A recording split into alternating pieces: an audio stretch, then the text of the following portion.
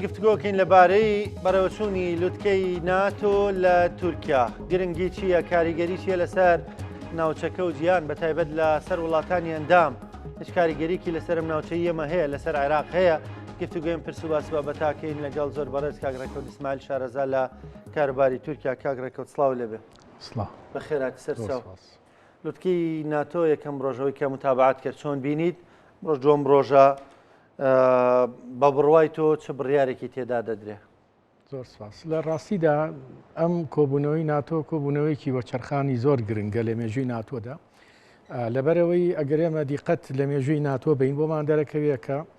هەتا ساڵی 91 لە دروستبوونیەوە ساڵی 1940 هەتا ساڵی 1991 قۆناغی یەکەمی ناتۆ کە پێوترێ 1.0 بریتە لە بەگژاچوونەوەی یەکێتی سۆڤێت دوای یەکێتی سۆڤێت هەڵۆشایەوە هەتا ساڵی 2022 بە 11 سپتەمبەریشەوە ناتۆ لە قۆناغی دۆما بوو 2.0 ئەو قۆناغا بریتی بوو لە ڕوبەڕووبوونەوەی پرسی تیرۆر لە دنیادا بەدابەتی کە هێرشەکانی سپتەمبەر ڕوویدا بۆ بوو کە لە ئەفغانستان درا و داگیر کرا و لە عێراق درا و ئەمانە ئێستا لە بڵێن هەتا ساڵی 2022 ناتۆ پێی وابوو کە یەکێتی کە رووسیا دەکرێت هاوبەشێکی ناتۆ بێ بەڵام لە ئێستادا لە دوای شەڕەکانی ئۆکرانیاوە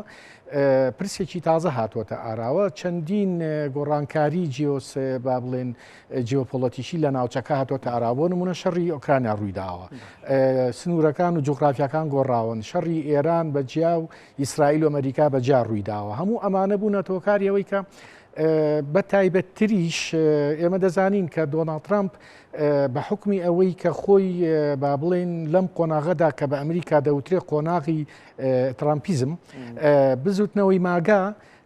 بە تەواوەتی دەستبەرداری مێژوو و هەڵوها سیاسەتی لە پێشینەی ئەمریکا بۆ چونکە بزوتنەوەی ماگا میک ئەمریکا گرێتە گەین بزوتنەوەی جارێکی دیکە ئەمریکاش کۆمەند و گەورە بێتەوە پرسی زۆر گرنگی هەیە یەک لەو پرسانە ئەوەیە کە بۆ نمونە ئەوان دەیانەوێت کە ئەوروپیەکان لەم قۆناغەدا کە هەتا 2035 نەخشەی بۆ دادنێن کە قۆناغی سێمی ناتۆیە 3.0 لەم قۆناغەدا کە لە تورکیا تاوتوێکرێ لەم دوو ڕۆژەدا بریتێ لەوەی کە ئەوروپیەکان بە مەسئولەتی خۆیان هەڵسن پشت نەبەستن بە وەکو زەرنەقوتە دەمکەنەوە بۆ ئەمریکا وکو چۆن ترامپ باسیەکات دەبێت هەر هەمویان لە سەدا پێنجی سەراپای داهاتی نەتەوەی خۆیان تەرخانکەن بۆ چەک و چۆڵ بۆ خزمەتی ناتۆ و هەروەها دەبێت پشت بە خۆیان بەستن پێشگەلەوەش دەبێت لە بایەخدان بە پیشەسازی سەربازی ڕۆڵی باڵیان هەبێت لە هەمووی گرنگتر ئەوەیە کە ناتۆ وەک فشارێک ئەم ڕۆژە لە لێدوانەکانیدا کە جەخت لەسەر یەکاتەوە ناتۆ دەیەوێت بە تەواوەتی وڵاتانی یەکێتی ئەوروپا بهێنێتە ژێر ئەو بارەی کە پشت بە خۆیان ببەستن وەک ئەوروپا بەڵام لە سیاسەتی ئەمریکا دەبێت ئەوان بە تەواوەتی پشتیوانی ئەمریکا بن بۆ نمونە باز لەوە دەکات کە پەیوەندیەکانی لەگەڵ ئیسپانیا کۆتایی پێدێنێ ڕخنەی تونند لە ئیتالیا دەگرێت و هەروەها بە شان و باڵ ئەردۆغان و تورکیا هەڵەداتەوە و دەزانین کە پرۆگرامی F-35 لێ قەدەغە کرابوو لە دوای ئەوەی کە سیستەمی ڕۆکێتی رووسایی S-400 کڕی لەو پرۆگرامە فڕۆکەکەی لێ قەدەغە کرا و هەروە لە پرۆگرامەکەش دەرکراوە لە ئێستادا ئەگەر ئاستەنگەکان لە کۆنگرێس و لە ناوخۆی ئەمریکانیەتە پێشەوە فڕۆکەی S-35 دەداتەوە بە هەرچەندەکە ئیسرائیل قایل نییە بۆیە من لەو باوەڕەدام کە گرنگی ئەم کۆبوونەوەی ناتۆ زۆر قۆناغێکی مەرحەلی حساسە من پێم وابێ ناتۆ سەر لە نوێ کۆ ئەکرێتەوە و سەر لە نوێ عەقیدە عەسکەریەکەی ناتۆ دۆکترینی سەربازی ناتۆ دیسانەوە ئەڕێژرێتەوە تورکیاش بە پێگەیەکی گەورەتر و هەسیاترەوە دێتۆ ناو ناتۆ چونکە ئێمە دەزانین کە تورکیا کێشەی زۆری هەبوو لەگەڵ ناتۆ لە ساڵانی ڕابردوودا. ڕاستە باشە کاک ڕێکەوت هەرەوەی کە ئاماژەت پێکریانی ناتۆ لە بەردەم جۆرێک لاڵۆشانەوەدا بوو بەتایبەت بە باڵوێستەکانی ئەمریکا دیار بوو ینی بەوەی کە جارجار دەوی من لی دەکشێمەوە تریلیۆنێک دۆلارمان سەرف کردووەوە ئامادەنین پارە بن بۆ پاراستنی خۆشتان ینی ئەوە بینیمان لە ئۆکراین هەمیشە دەیانویست پشتیوانی وێ بکەن بەڵام ئەمریکا بەنی کورت و پۆخۆت پێیوتن ئێوە ناتنە پێشەوە لەگەڵ منە لە جەنگیێرانە منیژی تر دەست بەردارتانە بم ئەم کۆبوونەیە ئەکرێ بڵین جارێکی تر توندکردنەوەی ناتۆیە بەهێزبوونەوەی ناتۆیە با بڵێن گوڕوتین پێدانەوەی ناتۆیە؟ من پێم وا بێ بەڵێ هەتا ساڵی 2035 ئەوان سێ خاڵی زۆر گرنگیان داناوە. خاڵی هەرە سەرێکی کە بۆ ئەمریکا گرنگە کە ئەوەیە ئەوان بتوانین تێچوونەکانی ناتۆ لە ئەستۆ بگرن. لانی کەم هەر وڵاتێک لە سەدا پێنجی سەراپای داهاتی نەتەوەی خۆی تەرخانکە بۆ بودجەی ناتۆ. ئەمە یەکەم. دووەمیان وەکو دەزانین کە یەکێ لە بنەما سەرێکیەکانی ماگا لە قۆناغی دۆمی دەست بەکاربوونی ترامپ بریتێلەوەی کە ئەمریکا هێزە سەربازیەکانی خۆی لە هەموو دنیا بە ئەوروپاشەوە بکشێنێتەوە بەناوخۆی ئەمریکا. ئەوە بوو کە لە ئەڵمانیا بنکە سەربازیەکان کە لە دوای جەنگی جیهانی دووەمەوە لە ناو ئەڵمانیا بوو بەجێهێشت. بۆیە ئەمە بەڕێکەوتنێک دەکرێت بۆ ئەوەی کە ئەوروپیەکان بتوانن بە ئەرکی سەرشانی خۆیان هەڵسن لە پاراستنی جوغرافیایی ئەوروپا لە ناو پەیمانی ناتۆ و هەروە خستنە ئەستۆی ئەو ئەرکانەی کە پێیان دەسپێرە. خاڵی سێمیان کە زۆر گرنگە بڕیاریشی لێدراوە ئەوەیە کە ئێستا ئەم جەنگەی ئەمریکا و ئێران تەکنەلۆژیای هێنایە سەر لێکۆڵینەوە. ئێستا تەکنەلۆژیای زیرەشی دەستکرد لە ناو ناتۆیە یەکێکە لەو تەکنەلۆژیانەی کە پارە و هەزینەیەکی یەکجار زۆری بۆ تەرخانەکرێ بۆ ئەوەی کە بتوانن بەشان بەشانی ئەو گۆڕانکاریە تەکنەلۆژیانە ناتۆش بتوانێت بۆ قۆناغی داهاتوو خۆی ئامادە بکە. باشە. تورکیا دەتوانێت دەستبەرداری بەشێک لە پەیوەندیەکانی بێت لەگەڵ رووسیا چونکە بەهێزبوونەوەی ناتۆ جۆرێک لە سەپۆرت و پشتیوانیە بۆ ئۆکراین. ئێمەش بە دژ بە بەرژەوەندیەکانی رووسایە بە خواستەکانی رووسایە. تورکیا دەتوانێت باڵانسە ڕاگرێت چەند ساڵێکە ڕایگرتووە لە جەنگەکەدا. ئێمە دەبێت شتێکی ڕاستێکی بیزانین. ئەویشەوەیە کە پێگەی تورکیا بۆ ناتۆ پێگەیەکی زۆر استراتیژی گرنگە. هەرگیز ناتۆ دەستبەرداری تورکیا نابێت و هەروەها ئەو قەیرانانەشکە لە 1974ەوە لە دوای داگیرکردنی قوبڕوس لە نێوان ئەمریکا و ناتۆ بەجیاو لە نێوان تورکیا هاتە ئاراوە بوو. تورکیا کە بنکە سەربازیەکانی ناتۆی لە تورکیا داخست. ئەمە با بڵێن زەبرێکی گەورەی لە سەرچاوی زانیاریەکانی ناتۆ وەشاند. بۆیە لە دوای کودەتای سپتێمبەری 1970 کاتێکە دیسانەوە سەر لە نوێ پەیوەندیەکان لەگەڵ ناتۆ ئەمریکا ئاسایی کرانەوە هەموو ئەمانە دەرخەری ئەوەن کەوە تورکیا گەمەیەکی سیاسی زۆر جوانی لەگەڵ ناتۆیا کردووە. لە ئێستادا من پێم وایە تورکیا ئەو پێگەیی کە هەیەی بە قوتری دەکا. ئێمە بێت لە یادمان بێکە لە 24 پێگەی سەربازی بەهێزی ناتۆ ئەمریکا لە ناو تورکیایە. هەرە گرنگەکەیان بنکەی ئەنچەرلیکە کە لە سەرەتای ساڵی 55ەوە یاخود پێشتریش کە لە 52 کە تورکیا کرابە ئەندامی ناتۆ پێش 52 بنکەی ئەنچەرلیک بنکەیەکی زۆر گرنگ بۆ لە نێوان ئەمریکا و تورکیایە. ئەم بنکەیە یەکێکە لەو بنکانی کە لە ناوچەکەدا کە چەکی ئەتۆمی تایە کە چەکی ئەتۆمی تاکیچی لە خۆ دەگرێت بێجگەلەوەی کە لە دێر زەمانەوە لە سەرەتای دروستبوونیەوە فڕۆکە جاسووسیەکانی B52 لە خۆ دەگرێت. چەندین جار لەو بنکەیەوە کە با بڵێن کاری هەواڵگری و سیخوڕی بەسەر یەکێتی سۆڤێت و رووسیاوە کراوە. بۆیە ئەم 24 پێگە گرنگە لە ئەدەنا لە ئەسکی شەهیر لە ئیزمیر سەرکردایەتی هێزە وشکانیەکانی ناتۆ لە ئیزمیرە. بنکە دەریایەکانی با بڵێن ناتۆ هەنێک لە بنکە دەریایە بەهێزەکانی لە ئیزمیرە. بۆیە من پێم وایە ناتۆ ناتوانێت دەستبەرداری تورکیا بێت. لەبەرەوەی تورکیا و باسمان کرد پێگەیەکی جیۆپۆلیتیکی زۆر گرنگی هەیە بۆ ئەوروپا. ئەمە چیمان پێ دەڵێ؟ ئەمە ئەومان پێ دەڵێ کە تورکیاش لە قۆناغی داهاتوودا بەم پەیوەندیانەتا دەچێتەوە بە تایبەتی نیگەرانیەکانی تورکیا کە بریتی بوو لەوەی پەیمانی ناتۆ لە ڕووی عەقیدەوە جیاواز بیرەکاتەوە لە تورکیا چونکە تورکیا پێناسەی تیرۆر دەسەپێنێ بەسەر کورد و بەسەر پەکەکە و بەسەر یەکینەکانی پاراستنی گەل بەڵام وەکو ئەمڕۆ دەبینین کە ئەمریکا لە ڕێی تۆمباراکەوە نێردەی تایبەتی خۆی تەواوەتی بیر و باوەڕی بەرامبەر بە یەکینەکانی پاراستنی گەل و بەرامبەر بە ڕۆژاوا گۆڕاوە بەرنامەشیان هەیە بۆ باشووری کوردستان. بۆیە تا ڕادەیەکی باش من پێم وایە نیگەرانیەکانی تورکیا ڕەوینەتەوە. لەبەرەوە من پێم وایە تورکیا بەو پێگە هەستیاری کە هەیەی بە تایبەتی لە بیرمان نەچێکە لە جەنگی نێوان ئەمریکا و ئێراندا دیسانەوە پێگەی تورکیا وەک پێگەیەکی استراتیژی زۆر گەورە سەلمێنرا. بۆیە من پێم وایە ئەو پیا هەڵدانی ترامپیش هەروە لە خۆڕانیە تورکیا لەمە دووە بە پێگەیەکی بەهێزترەوە دەچێتەوە ناو ناتۆ. باشە کاگڕێکەوت وتی تا 2035 پلانی خۆیان دادەڕێژنەوە. ئەو پلانە چییە؟ تەنها سەربازیە، تەنها لێک تێگەیشتنە، تەنها بڕیارە دەن یانەوەی لە ڕووی جوگرافیشەوە لە ڕووی جیۆسیاسیشەوە بڕیاری دیکە دەدەن ڕەنگە کاریگەری لەسەر ناوچەکان هەبێت. ئێمە دەبێ بگەڕێنەوە بۆ مێژوو وەکو من باسم کرد عقیدەی ئەسکەری سەرەتای دروستبوونی جەنگی سارد کە ناتۆ دروست کرا لە ساڵ 1940 بۆ چی بوو لەبەرەوە بوو کە بۆ نمونە هێزەکانی یەکێتی سۆڤێت سی فەیلقی سەربازی لە ڕۆژ هەڵاتی ئەوروپا جێگیر کردبوو و هەروەها هەڕەشەی کۆمونیزم لە ئارادا بوو هەنێ لە وڵاتە ئەوروپیەکان یۆناان و هەروەها تورکیاش هۆڵندا تانانە ترس لەوە هەبوو کە ئیتالیاش بکەوێ لەبەرەوە ئەم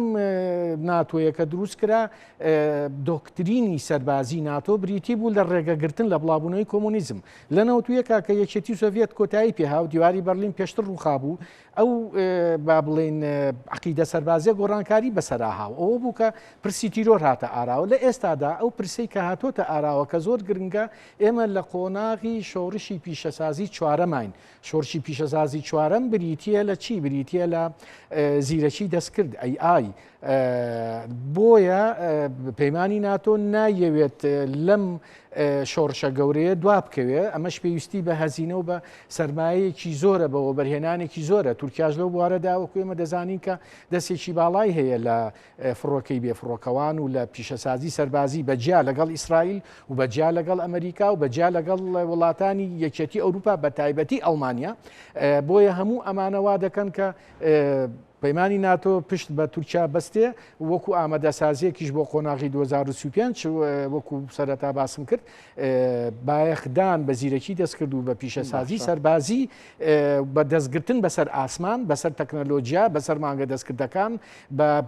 بەرەو پێدانی جەنگی ئەستێرەکان وەکو لە بیرمان نەچێ لەو لاشەوە سین هەیە سین هەیە بۆیە سین بۆ بە سەرێشەیەکی یەکجار گەورە بۆ ئەمریکا بە تەنیا خۆی ناتوانێت ڕوبەڕووی سین ببێتەوە لە بۆشایی ئاسمانە چونکە ئەو باڵادەستیەی سین ڕاستە ئێستا ئەمریکا لە بۆشایی ئاسمانە بە پلەی یەکەم باڵادەستی هەیە بەڵام بێگومان بۆ ساڵانی داهاتوو بەپێی بۆ چوونە استراتیژەکانی ئەمریکا لە 2050 سین دەبێتە کێبڕکێکەری ڕاستەقینەی ئەمریکا لە بۆشایی ئاسمانە بۆیە رووسیا پاشەکشە دەکات لەو دەورە ئەوان وەک ئامادەسازیەک بۆ ئەم بارودۆخانە پێویستەکە عقیدەی سەربازی پەیمانی ناتۆ نۆژەن کرێتەوە وەکو باسمان کرد ئێستا کە باز دەکرێت و زۆر هاتۆتە ئاراوە قۆناغی سێهەمی ناتۆ 3.0 ئامادەسازیە بۆ تێکەڵاوکردنی زیرەکی دەستکرد لەگەڵ تەکنۆلۆژیای سەربازیە. باشە میوانێکمان نەبوو کە گفتوگۆی ناتۆم لەگەڵیدا کە دانیشتەکانی لوتکەی ناتۆ ئەنی ئەمەژی بۆ کە دەیوت ئێستا ناتۆ پێویستی بە تورکیا نەگەوەی تورکیا پێویستی بەوان بێ یاخۆت باسێکی تر کە زۆر جار باز دەکرێت مەسەلەی ئەندامبوونی تورکیا لە یەکێتی ئەوروپا ئایا لە ئێستا بەدواوە پێدوانیە ئەم باسەش لەگەڵ بەهێزبوونی تورکیا یەکێتی ئەوروپا بیر لەوە بکاتەوە کە ڕەنگە پێویستیان بە وڵاتە بێ خۆی لە ڕاستیە لە ئێستادا قەیرانێکی زۆر گەورە هەیە لە ناو خودی یەکێتی ئەوروپایە بۆ نمونە چەند ساڵەمەوە بەریتانیا دومیان ئەم شەڕی ئۆکرانیا بۆتەوە کاری ئەوەی کە لە ڕاستیدا پەرتەوازەبوونێ لە ناو یەکگرتوویی ئەوروپا نەمێنێ و هەروەها ململانی ئەمریکا لەگەڵ خودی ئەوروپیەکانە لە بیرمان نەچێ ئەوروپیەکان لە ئێستادا ئەوان دەڵێن ئەگەر ماگا لە ئەمریکا هەیە میک ئەمریکا گریت ئەگەین ئێمەش ئەبێ میگا دروستکەین میک ئەوروپا گریت ئەگەین بۆیە ئەوان پێیان وایە کە یەکێتی ئەوروپا دەبێت لە مەودووە سیاسەتێکی سربەخۆی هەبێ بۆیە من لەو باوەڕەدام ڕاستە ناتۆ پێویستی زۆری بە تورکیای هەروەک چۆن تورکیا پێویستی زۆری بە ناتۆ هەیە کەسیان ناتوان دەست بەداری کەسیان من بەڵام پرسی بوونە ئەندامی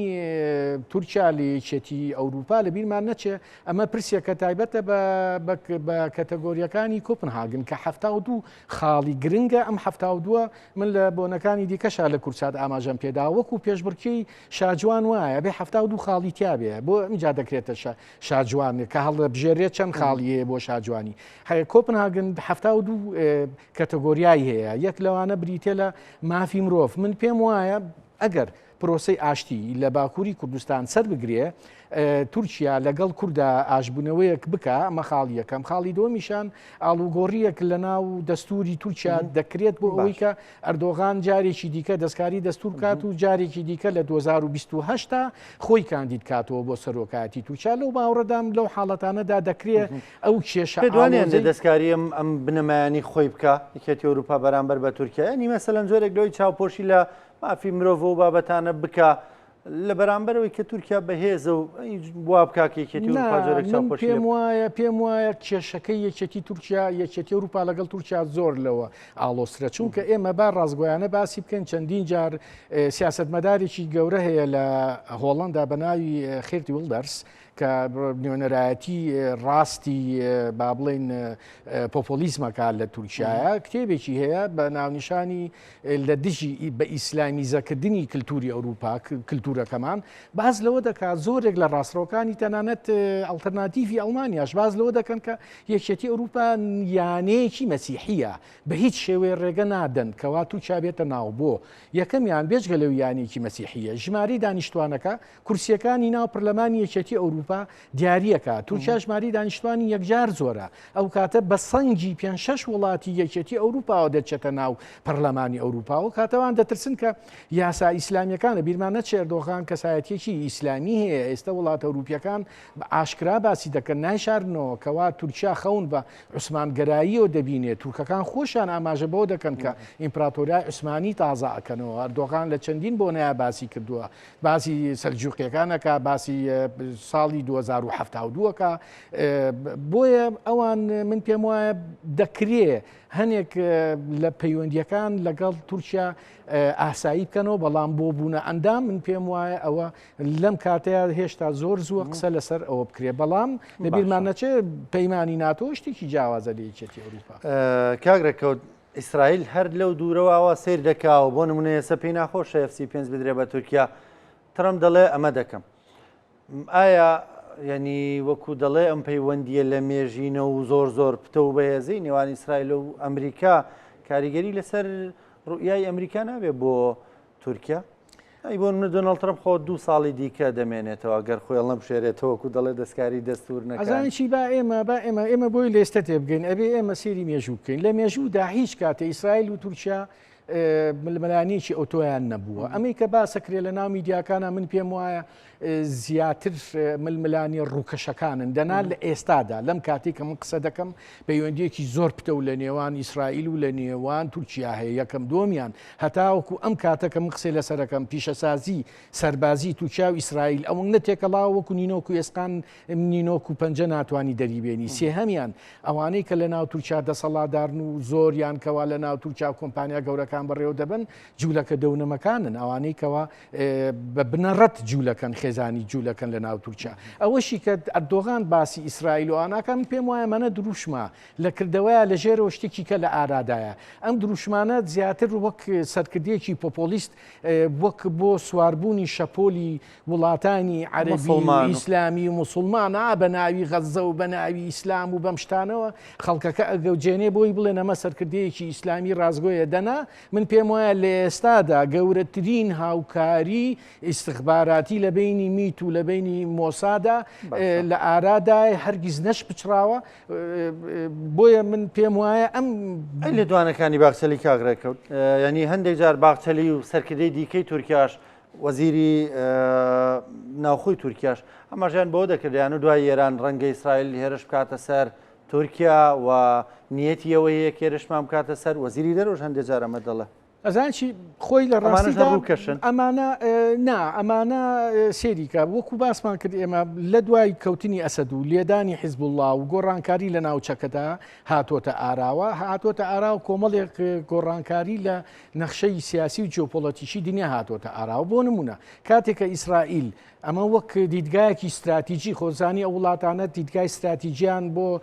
4 ساڵ و 5 ساڵ نییە دیدگای استراتیژی درێژمەودایان هەیە بۆ ئەوەی کە بەردەوام ئاسایشی بەشی نەتەوەی خۆیان پارێزن. ئیسرائیل لەو باوەڕەدا بوو کە ئەوان هیلالی شیعیان لە ناو سووریا و لوبنانا تێکشکاندووە ئامادە نین کە هیلالێکی سونی جێگەی بگرێتەوە. بۆیە ترسەکانی تورکیا لەوەدا بوو کە چەندین توێژەری بەناوبانکی ئەمریکیش ئاماژەیان بۆ بوژانەوەی هیلالی کوردیە کرد لە ناوچەکەدا. ئەوە بوو کە باز لەوە دەکرا کورد بکرێ بە دەوڵەت لە ناوچەکەدا بۆ ئەوەی وەکو جوغرافیا لەمپەرێ بێت لە نێوان جیهانی تورکی و جیهانی عەربی و جیهانی ئێرانیدا بۆی ئەمانە کە ئەم لەمپەرە لە ناڕاستیا بێت وەک لەمپەرێکی جیۆپۆڵەتیکی نەتوانن بەیەک بگەن. تورکیاش خەمەکەی لەمەدایە بۆیە ئەوان درێژمە و دابیرەکەنەوە. بۆیە من لەو باوەڕەدام بەڵێ ململانیەکان بەردەوامیان هەیە و هەروەها لە سیاسەتا بەرژەوەندی درێژخایەن هەیە نەکو دژمنایەتی درێژخایەن. باشە کاگڕێکەوتیانی بە فرسەتی دەزانم و پێیکە بەڕێزت زۆر شارەزای کاروباری تورکیای پەیوەندیەکانی یەکێتی نیشتمانی کوردستان لەگەڵ تورکیادا ئێستا تا ڕادەیەکی باش بەرەو ئاسایی بوونەوە دەچێت. چۆن دەڕوانی تام ئاسایی بوونەوە یەکێتی هەنگاوێکی باشی ناوەیان نا دۆخەکە بۆ ئێستا بۆم دۆخەی ئێستا ئەم هەنگاوانێکی یەکێتی دەینێ هەنگاوی گونجا و واقعی. خۆی لە ڕاستیدا لە پێشتریش کە پەیوەندیەکانی یەکێتی نیشتمانی کوردستان و تورکیا بەرەو ئاڵۆزبوون دەڕۆی من پێم وایە دەستێک هەبوو کەوا لە دژی بەرژەوەندیەکانی یەکێتی نیشتمانی زۆنی سەوز بانگەشەی ئەوەی دەکرد لە تورکیاکەوا پەکەکە لێرێ و ئەمانەیە بەڵام بەگەڕانەوە بۆ ڕابردووی یەکێتی بۆ مێژووی یەکێتی ئێمە دەزانین کە تورکیاش ئەو ڕاستێ باش دەزانێ کە یەکێتی نیشتمانی کوردستان هەمیشە پارسەنکی هێز بووە لە بینی چوار پارچەی کوردستانە. بۆ نمونە بەڕەحمەت بێ جەنابی مام جەلال بوو کە لەگەڵ تۆرکۆت ئۆزالا پرسی ئاشتی و پرسی دروستکردنی کۆنفیدرالیزمیە لە بینی کورد و تورکە ئەوەی کە ئەمڕۆ لە پرۆسی ئاشتی باسی دەکرێت. ئەم بیرۆکەی لە بنەڕەتا بیرۆکەی جەنابی ڕەحمەتی مام جەلال و تۆرکۆت ئۆزال بوو. ئەم زیینوکردنەوەی ئەم بیرۆکەیە بە تایبەتی ڕۆلی یەکێتی نیشتمانی کوردستان لە پرۆسی ئاشتیە. ئێمە ئەومان لە یاد نەچێت کە سووتانی چەکەکان لە زۆنی یەکێتی نیشتمانی کوردستانە پەیامێکە و هەروەها باگراوندێکی زۆر باشەداتە ئەوەی کەوا یەکێتی نیشتیمانی سیاسەتێکی پراگماتیکی واقعانەی هەیە نەک لەسەر حسابی گەلی خۆی بەڵکو لە بەرژەوەندی گەلی خۆی. بۆیە من لەو باوەڕدام بەرەو پێشچوونی پرۆسی ئاشتی لە بەرژەوەندی تورکیادایە و هەروەها لە بەرژەوەندی باڵای گەلی کوردە. ئەمە یەک خاڵی دۆمیشیان ئێمە لە بیرمان نەچێکەوە بەداخەوە ئێستا جەهەپە لە ناو کێشێکی قوڵدایە دەنا لە ڕابردوودا جەهەپە حیزبێکی سۆشال دیموکراتە ئەندامە لە سۆشال دیموکراتی نێونەتەوەی یاوە ئێستاش لە بیرمان نەچێکە یەکێتی نیشتمانی کوردستان خودی جەنابی کاک باڤڵ سەرۆکی بەشی باکووری ئەفریقا و خۆڕەڵاتی ناوەڕاستە لە سۆشال دیموکراتە. بۆیە پەیوەندی ئەم دوو حیزبە پەیوەندیێکی لێمەژینەیە کاتی خۆی جەنابی مام جەلال بەڕەحمەت بێ کە کێشەیەکی ئەبوو لەگەڵ تورکیا دەنیز بایکاڵی داوەتە کرد بۆ بەقا کاتێکە سەرۆ کۆمار بوو. ئەمەش وەک ئاماژەیە بۆ ئەوەی کە یەکێتیش پەلوپۆیەکی دوور و درێژ و توانایەکی باشی هەیە لە ئیدارەدانی ململانی و سیاست. بۆیە من لەو قۆناغەیە من پێم وایە نەرمکردنەوە و باشکردن و خاوکردنەوەی پەیوەندیەکان بە ئاڕاستەیەکی باش لەگەڵ تورکیا هەم لە بەرژەوەندی کوردە هەم لە بەرژەوەندی تورکیایە و بە تایبەتیش لەم جەنگەی ئێران و ئەمریکاکە ئەم ناوچێت تا ڕادێکی زۆر لەگەڵ تورکیا کێشە لە ئارادانە بوو بەهێمنی مایەوە بوو خۆی بەڵگەی ئەوەیە کە پرۆسی ئاشتی یەک ڕۆژی ئاشتی لە 100 ساڵی شەڕ باشترە. سپاس دەکەم زۆر بەڕێز کاگڕێکەوت ئیسماعیل شارەزا لە کاروباری تورکیا. سپاس بۆ بەشداریکردنە. زۆر سپاس.